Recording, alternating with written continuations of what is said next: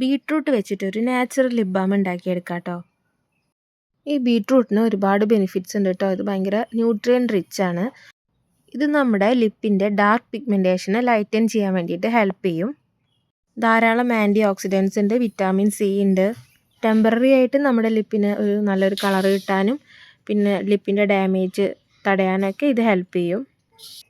പിന്നെ നമ്മുടെ lip dry ആവുന്നതിനെയും ഒരു പരിധിവരെ തടയാനായിട്ട് ഹെൽപ്പ് ചെയ്യും കേട്ടോ. ചെറിയ ചെറിയ പീസാക്കിയിട്ട് നന്നായിട്ട് അരച്ചെടുത്തിട്ട് ഒരു കോട്ടൺ തുണി വെച്ചിട്ട് നന്നായിട്ട് അരിച്ചെടുക്കാം. ഒട്ടും തന്നെ വെള്ളം ചേർക്കേണ്ട ആവശ്യമില്ല. ഇതൊന്നും നമുക്ക് അത്യാവശ്യം ജ്യൂസ് കിട്ടും കേട്ടോ.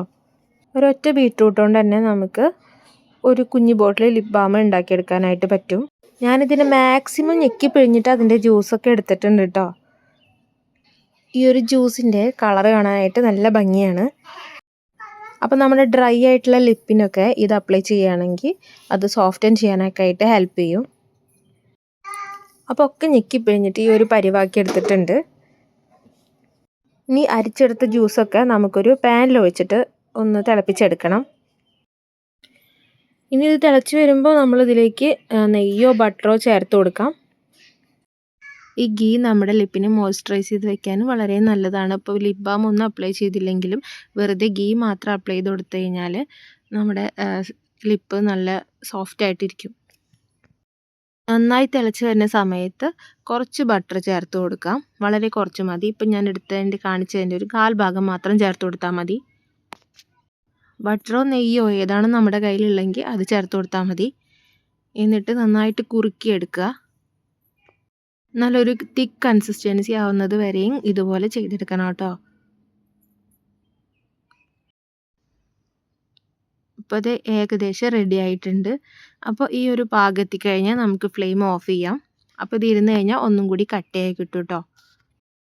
അപ്പോൾ ഇതുപോലെ ഒരു കുഞ്ഞു പാത്രത്തിലേക്ക് മാറ്റുന്നുണ്ട്. അപ്പോൾ ഗ്ലാസിൻ്റെ പാത്രമാണെങ്കിൽ നമ്മൾ ആ ചൂടിൽ തന്നെ ഒഴിച്ച് വെച്ചാൽ ഇരുന്ന് കട്ടയായിക്കോളും. എന്നിട്ട് നമ്മളിത് ഫ്രിഡ്ജിൽ വേണം സൂക്ഷിക്കാനായിട്ട് കേട്ടോ. നല്ല കളറുണ്ട് കേട്ടോ അതിന്. ഇനി നമുക്ക് നമ്മുടെ കല്ലൂസിന് ഇത് ചുണ്ടിൽ തേച്ച് കൊടുക്കാം. അവൾ നല്ല കൂളായിട്ട് നല്ല ഇഷ്ടത്തോട് കൂടിയിട്ട് ഇരിക്കുന്നുണ്ട് കേട്ടോ. അവൾക്ക് ഇങ്ങനെയൊക്കെ ചെയ്യാനായിട്ട് ഭയങ്കര ഇഷ്ടമാണ്. ഭയങ്കര കളറുണ്ട് കേട്ടോ. അപ്പോൾ ഇത് കുറച്ച് മധുരമുള്ളത് കാരണം അവളത് മൊത്തം കഴിച്ചു കേട്ടോ. അപ്പോൾ ഇത് ഫ്രിഡ്ജിൽ വെച്ചിട്ട് നമുക്ക് എത്ര നാൾ വേണമെങ്കിലും യൂസ് ചെയ്യാം കേട്ടോ. നാച്ചുറൽ ആയതുകൊണ്ട് ഇപ്പോൾ കുഞ്ഞു പിള്ളേർക്ക് ഇട്ട് കൊടുക്കുന്നതുകൊണ്ടൊന്നും പ്രശ്നമില്ല. എന്തായാലും ഞാൻ ഇത്രയും കളർ കിട്ടുമെന്ന് വിചാരിച്ചില്ല കേട്ടോ. ഭയങ്കര കളറുണ്ടേ.